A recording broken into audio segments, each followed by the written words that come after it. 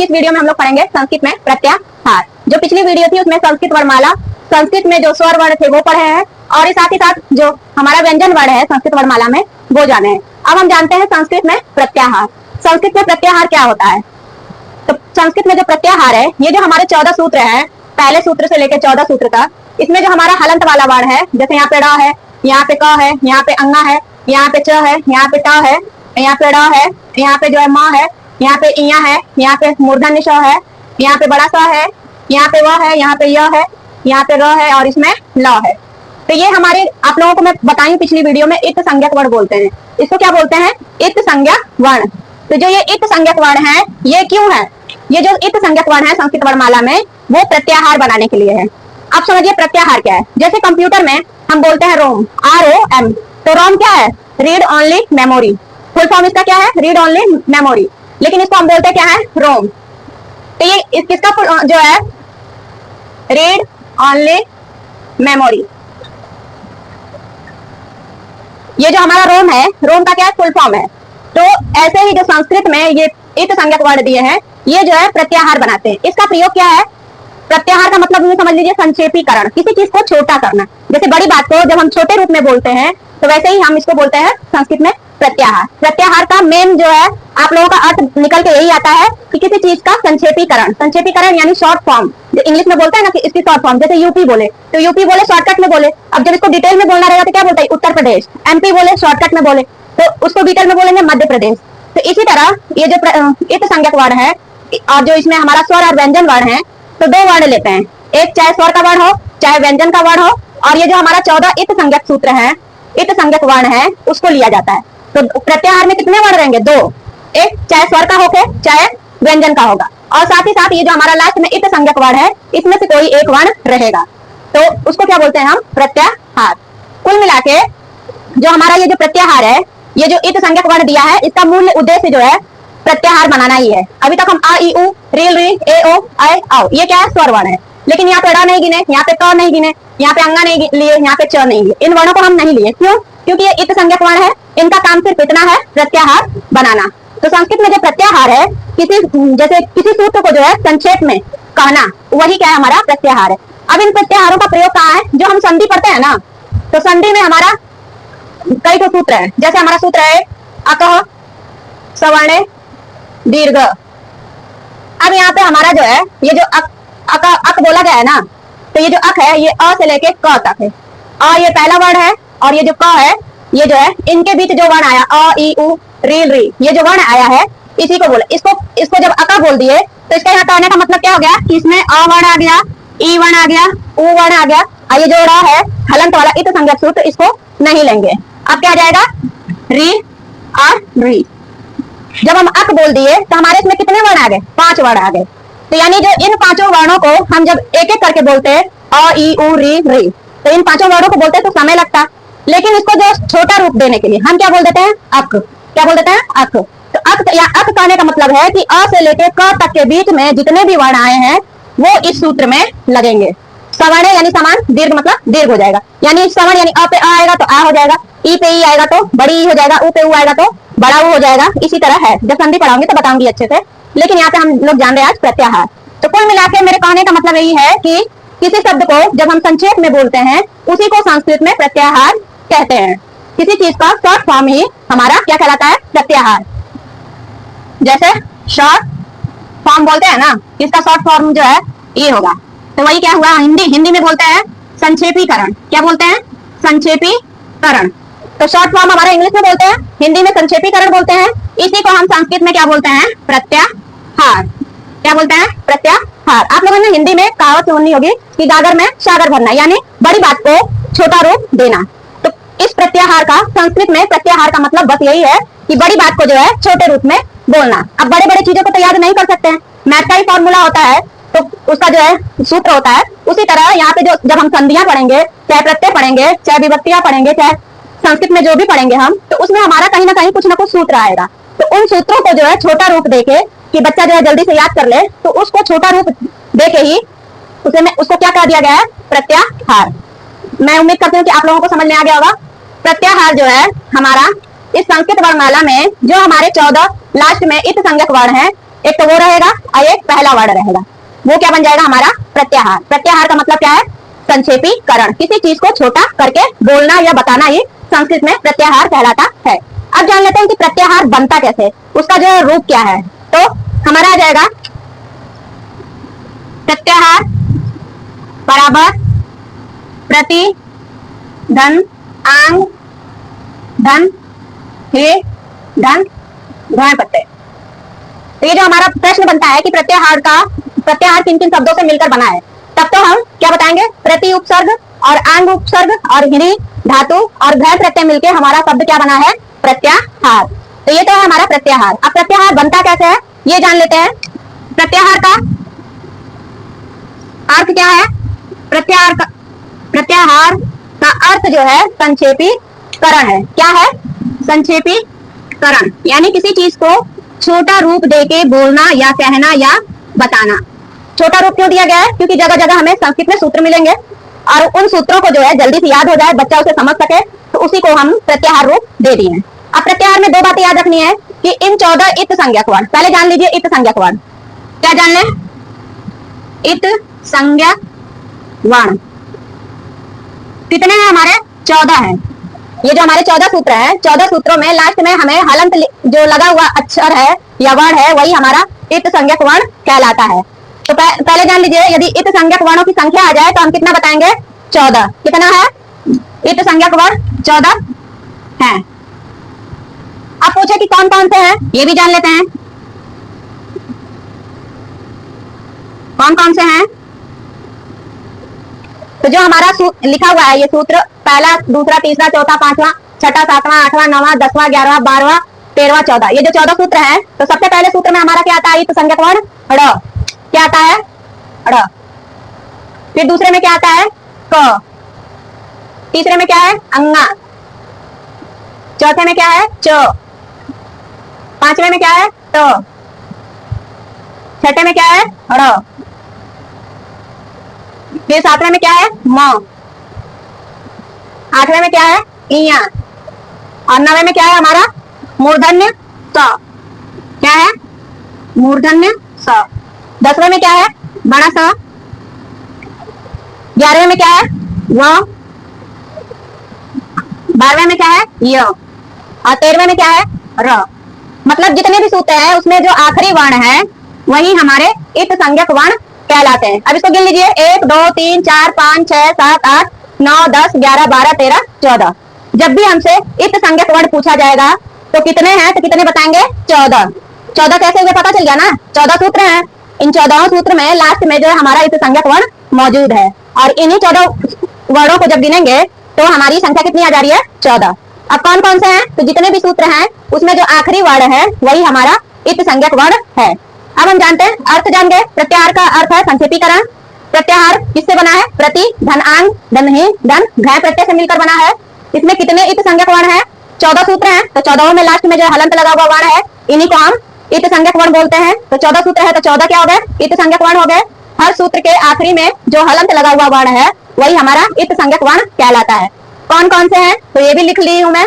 तो इतनी बातें तो आप लोगों को क्लियर हो गई। अब चलिए जानते हैं कि प्रत्याहार बनता कैसे है। प्रत्याहार कैसे बनता है? तो प्रत्याहार में 2 वर्णों की जरूरत पड़ेगी। कितने वर्णों की? 2। एक तो है चाहे व्यंजन वर्ण होगा चाहे स्वर वर्ण होगा या फिर हमारा इत संज्ञक वर्ण होगा। अब जैसे हम बोल दिए अक, क्या बोले? अक। तो ये जो अक है इसमें अ जो है हमारा स्वर वर्ण है और क क्या है? हमारा इत संज्ञक वर्ण है। तो जो इत संज्ञक वर्ण होगा वो तो आखिरी में लगेगा, लेकिन उससे पहले चाहे व्यंजन का भी हो सकता है और स्वर का भी हो सकता है। अब जैसे हमारा हल, हल है, अच है और हमारा क्या है? यड़ है। अब इसको समझ लेते हैं। अब जैसे यहाँ पे हल है तो हल में हमारा जो है ह कहाँ है? यहाँ पे है। ह व्यंजन है ना, तो ह एक वर्ण ह हो गया और ल कहाँ है? एक ल यहाँ पे है। ठीक है, तो ह से लेके ल तक ल क्या है? यहाँ पे इत संज्ञक वर्ण है, यानी एक वर्ण हमारा क्या रहेगा? या तो व्यंजन रहेगा या तो स्वर रहेगा। क्या रहेगा? स्वर। हमारा पहला वर्ण, जो हमारा पहला वर्ण है क्या रहेगा? चाहे व्यंजन भी हो सकता है और स्वर भी हो सकता है। ठीक है, और दूसरा वर्ण हमारा क्या रहेगा? दूसरा वर्ण हमारा कोई भी इत संज्ञक, कोई भी एक इत संज्ञक वर्ण होगा। तो दोनों मिला के हमारा क्या बन जाएगा? प्रत्याहार। क्या बन जाएगा? प्रत्याहार। तो पहला वर्ण में हमारा क्या, कोई भी व्यंजन वर्ण हो सकता है और कोई भी स्वर वर्ण, कितना होगा? एक होगा। और दूसरा वर्ण क्या रहेगा? जो हमारा 14 इत संज्ञक वर्ण है वही हमारा एक वर्ण होगा। तो अब प्रत्याहार कितने वर्णों से बनेगा? 2 वर्णों से। एक चाहे स्वर भी हो सकता है, व्यंजन भी हो सकता है, दूसरा जो हमारा कोई भी इत संज्ञक वर्ण होगा। अब इसको जान लेते हैं कि बनेगा कैसे। अब जैसे अक में हमारा पहला जो है अ स्वर वर्ण है और क क्या है? इत संज्ञक वर्ण है। क्या है? इत संज्ञक वर्ण। इसी तरह इसमें देखिए ह क्या है? व्यंजन है, व्यंजन वर्ण है। अक में अ एक स्वर वर्ण है, क में क्या है? इत संज्ञक वर्ण है, हल में क्या है? व्यंजन वर्ण है और दूसरा वर्ण क्या है? इत संज्ञक। इसी तरह हमारा ये जो अच है, इसमें जो अ है स्वर है और ये जो च है इत संज्ञक वर्ण है। ठीक है। इसी तरह इसमें भी देखिए यह जो है व्यंजन है और अ क्या है? इत संज्ञक वर्ण है। ठीक है। तो किसी भी प्रत्याहार को बनाने के लिए 2 वर्णों की जरूरत है। एक चाहे स्वर भी हो सकता है, एक वर्ण व्यंजन कोई भी हो सकता है, और दूसरा क्या है हमारा? एक जो 14 इत संज्ञक वर्ण है उसमें से कोई एक वर्ण इत संज्ञक वर्ण रहेगा। तो अब प्रत्याहार कैसे बना समझ में आ गया ना। अब जैसे हम अक बोल दिए, क्या बोल दिए? अक।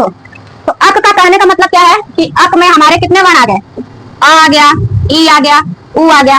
ये जोड़ा है हलंत, इसको नहीं लिखेंगे। क्या लिखेंगे? रे ली।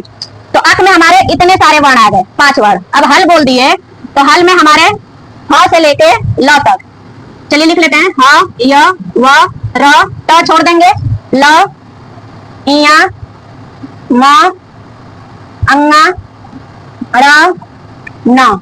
यहाँ पे ये म इत संज्ञक वर्ण है, इसको छोड़ देंगे। फिर झ, भ, यहाँ पे इया छोड़ देंगे क्योंकि ये इत संज्ञक वर्ण है। फिर घ, र, ढ, स छोड़ देंगे। अब क्या आएगा यहाँ पे? ज, ब, ग, ड़, ढ, स छोड़ देंगे। फिर यहाँ पे ख, व, छ, ठ, ह, च, ट, ट, व छोड़ देंगे। फिर यहाँ पे क, प, फिर स, स, और क्या आ गया हमारा? ह। ह 2 बार है तो इसलिए ह को एक ही बार गिना जाता है। तो कुल मिला के हल का आने का मतलब कि ह वर्ण से लेके ल तक जो है हमारा वर्ण इसमें आ जाएगा। ठीक है। अब मैं बोल दिया अच, तो अच का कहने का मतलब क्या है? इसमें अ, ई, उ, रे, ले, प छोड़ देंगे, अरे अड़ा छोड़ देंगे, प छोड़ देंगे। अब क्या बचा हमारा? ए, ओ, अंगा छोड़ देंगे, आए, आओ, च छोड़ देंगे। तो च यहाँ पे है और अ यानी पहला वर्ण यहाँ लिया गया है और आखिरी दूसरा इत संज्ञक वर्ण ये लिया। अच कहने का मतलब इतने वर्णों के लिए कहा जा रहा है। हल कहने का मतलब इतने सारे वर्णों के लिए कहा जा रहा है। अक कहने का मतलब इतने वर्णों के लिए कहा जा रहा है। अब जैसे यड़ बोल दिया तो हमारा य, व, र, ल, यड़ बोल दिया तो क्या हो गया? इतने वर्णों के लिए कहा जा रहा है। तो अब जो है हमारा बस प्रत्याहार कैसे बनता समझ में आ गया। अब जानते हैं प्रत्याहारों की संख्या। संस्कृत में जो प्रत्याहारों की संख्या है 42 है। कितनी है? 42 है। जब भी हमारा प्रश्न पूछा जाएगा कि संस्कृत में कितने प्रत्याहार हैं, प्रत्याहारों की संख्या कितनी है? प्रत्याहारों की संख्या जो पाणिनि जी दिए हैं अष्टाध्यायी में जो लिखे हैं, जो पाणिनि जी का माहेश्वर सूत्र है उसके अनुसार जो है प्रत्याहार 42 है। लेकिन कहीं कहीं पे जो लघु सिद्धांत कौमुदी है और जो बाबूराम सक्सेना की जो पुस्तक है उसमें जो है हमारा 2 प्रत्याहार र, यम, इन दोनों को भी जो है गिना जाता है। तो ये जो है हमारा उच्च लेवल का है, बड़ी क्लासों में पूछा जाता है। छोटी क्लासों में जब भी प्रत्याहारों की संख्या पूछा जाएगा तो हम कितना बताएंगे? 42। और जब बड़ी क्लासों में पूछा जाएगा तो 42 ये हो गया, एक ये 43, ये 44। तो छोटी क्लास में पूछा जाएगा तो छोटी कक्षा में या टेट में पूछा जाए या सीटेट में पूछा जाए तो हम कितना बताएंगे? 42। टीजीटी में भी आ गया तो भी हम यदि ऑप्शन में 42 दिया है तब तो 42 करेंगे और नहीं तो 43, 44। टीजीटी में और पीजीटी में, पीजीटी और टीजीटी में जब ऑप्शन 43, 44 दिया रहेगा तब तो इस पे लगाना है और नहीं दिया है तो 42 पे ही लगाना है। ठीक ना। ये बात आप लोग समझ में आ गई। प्रत्याहारों की संख्या पूछा जाए तो कितना बताएंगे? छोटी क्लासों में चाहे टेट, सीटेट या केवीएस में कितना बताएंगे? हम 42 बताएंगे। और टीजीटी, पीजीटी में ऑप्शन के अनुसार यदि ऑप्शन में 43, 44 दिया है तब तो इस पे टिक लगाएंगे और यदि नहीं दिया है तो किस पे लगाएंगे? 42 पे। किस पे लगाएंगे? 42 पे। तो अब हमारा क्या हो गया? प्रत्याहारों की संख्या भी हो गई। अब हम जो है प्रत्याहार किसे कहते हैं? किसी प्रत्याहार का मतलब जो है हमारा, समझिए क्या है? संक्षेपीकरण, किसी चीज को छोटा रूप देना। इंग्लिश में बोलते हैं शॉर्ट फॉर्म, जिसे हिंदी में जिसे बोलते हैं संक्षेपीकरण, उसी को संस्कृत में बोलते हैं प्रत्याहार। प्रत्याहार में कितने वर्ण काम करते हैं? 2। एक जो है कोई भी स्वर वर्ण हो सकता है और कोई भी व्यंजन वर्ण हो सकता है, और दूसरा जो है जो हमारा 14 इत संज्ञक वर्ण है उसमें से कोई एक वर्ण होगा। यानी प्रत्याहार बनाने के लिए कितने वर्णों की आवश्यकता है? 2। एक स्वर भी हो सकता है, चाहे व्यंजन वर्ण भी हो सकता है, दूसरा लेकिन इत संज्ञक वर्ण ही रहेगा। इत संज्ञक इन प्रत्याहारों का प्रयोग कहाँ होता है? जो हमारे सूत्र बने हैं संधि में होता है, प्रत्यय में होता है, उपसर्ग में होता है। जो सूत्र है हमारे संस्कृत में, बड़ी बात को सूत्र के रूप में देके फिर उसको डिटेल से बच्चे को समझाना, यही हमारा यहाँ पे प्रत्याहार का काम है। तो इन 14 सूत्रों में जो है हमारा अ से लेके च तक स्वर वर्ण है, ह से लेके ल तक व्यंजन वर्ण है। और हमारा ये प्रश्न भी बनता है, पिछली वीडियो में मैं भूल गई हूँ कि किन वर्णों को हम, माहेश्वर सूत्र को हम क्या क्या बोलते हैं, तो ये भी जान लेते हैं आज। तो माहेश्वर सूत्र को क्या क्या कहते हैं? शिव सूत्र बोलते हैं। शिव सूत्र क्यों बोलते हैं? क्योंकि ये शिव जी द्वारा दिया गया है, इसलिए इसको हम प्रत्याहार सूत्र भी बोलते हैं। प्रत्याहार सूत्र क्यों बोलते हैं? क्योंकि इनका ये जो इत संज्ञक वर्ण है और जो हमारा स्वर वर्ण और व्यंजन वर्ण है, इसी को लेकर हम प्रत्याहार बनाते हैं, इसलिए इसको हम प्रत्याहार वर्ण भी बोलते हैं। और क्या है? माहेश्वर सूत्र। क्या है हमारा? माहेश्वर सूत्र। माहेश्वर सूत्र। अब है और क्या बोलते हैं? वर्ण सामनाय। क्या बोलते हैं? वर्ण सामनाय। वर्ण गलत हो गया, वर्ण समानाय।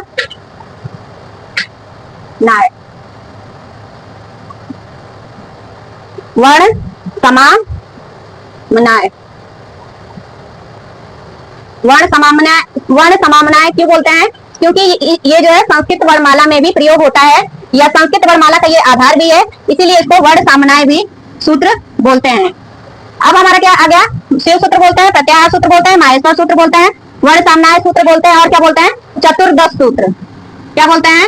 चतुर्दश सूत्र। चतुर्दश सूत्र क्यों बोलते हैं? चतुर्दश मीन्स यानी 14 सूत्र। तो हमारी संस्कृत वर्णमाला में पाणिनि जी के अनुसार कितने सूत्र हैं? दिए गए हैं 14 दिए गए हैं, तो उसी आधार पे चतुर्दश सूत्र बोलते हैं। तो माहेश्वर सूत्र को या पाणिनि सूत्र को या वर्णमाला संस्कृत को क्या बोलते हैं? शिव सूत्र, प्रत्याहार सूत्र, माहेश्वर सूत्र, वर्ण सामनाय सूत्र, चतुर्दश सूत्र। ये जो है मेरा छूट गया था, इसलिए मैं बता दे रही हूँ आज। तो हम लोग आज क्या क्या जाने हैं, रिवीजन कर लेते हैं। आज आप लोगों को क्लास जो मैं पढ़ा रही हूँ कैसा लग रहा है आप लोग जरूर बताइएगा।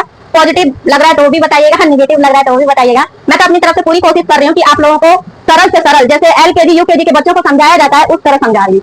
अब इससे सरल तो मतलब समझाना, मतलब मैं अपनी तरफ से पूरी कोशिश कर रही हूँ कि यदि आप लोगों को संस्कृत में 0 लेवल भी है, कुछ भी नहीं आता है, तो भी आप लोगों को चीजें आ जाएंगी। और आप अपने लोगों को भाग्यशाली समझिए कि आप लोग संस्कृत लिए हैं। अपने पीठ पे जो है शाबाशी लीजिए कि मैंने जो है संस्कृत को चुना है, या संस्कृत ने मुझे चुना है, कि उस विरासत को जो है हम लोग आगे बढ़ा रहे हैं। कभी भी होपलेस मत होइए कि हम संस्कृत ले लिए, प्राउड फील करिए कि हम संस्कृत लिए हैं। क्या है हमारा संस्कृत में क्या क्या जाने हैं?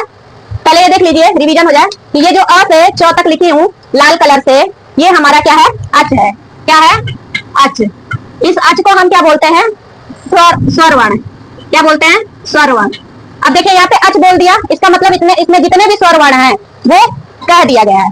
अच प्रत्याहार बोले तो अच प्रत्याहार कहने का मतलब कि इसमें जितने भी स्वर वर्ण हैं वो आ गए। तो हमारे कितने स्वर वर्ण हैं इसमें? आ, ई, उ, री, री, ए, ओ, आए, आओ। 1 2 3 4 5 6 7 8 9। तो अच यानी 9। कितना आ गया? 9। और ये जो 9 है क्या है? हमारे स्वर वर्ण है। क्या है? स्वर वर्ण है। अब जैसे बोल दिया यण। क्या बोल दिया? यण। यण कहने का मतलब क्या है? कि यण जो है हमारा अंतस्थ वर्ण है। क्या है? अंतस्थ वर्ण। इसमें हमारे कितने क्या आ गए? सभी अंतस्थ वर्ण आ गए। कौन से वर्ण आए हैं यण में? यण प्रत्याहार में सभी अंतस्थ वर्ण। कौन कौन से अंतस्थ वर्ण? य, व, र, ल। कितने गिनती में? 4। अब आ गया हमारा, जैसे बोल दिया सल प्रत्याहार। क्या बोल दिया? सल प्रत्याहार। तो ये जो सल प्रत्याहार है हमारा जो है इंपॉर्टेंट, जो मैं वो प्रत्याहार बता रही जो इंपॉर्टेंट है। 42 जो है प्रत्याहार होते हैं कुल मिला के। क्यों? इन 42 प्रत्याहारों का कहीं ना कहीं सूत्रों में प्रयोग है, इसलिए बनाने को तो हम बहुत कुछ बना सकते हैं, बहुत सारे प्रत्याहार बना सकते हैं, लेकिन जो है मेन जो है 42 प्रत्याहारों को, मेन जो है उद्देश्य जो है 42 प्रत्याहारों का ही काम है।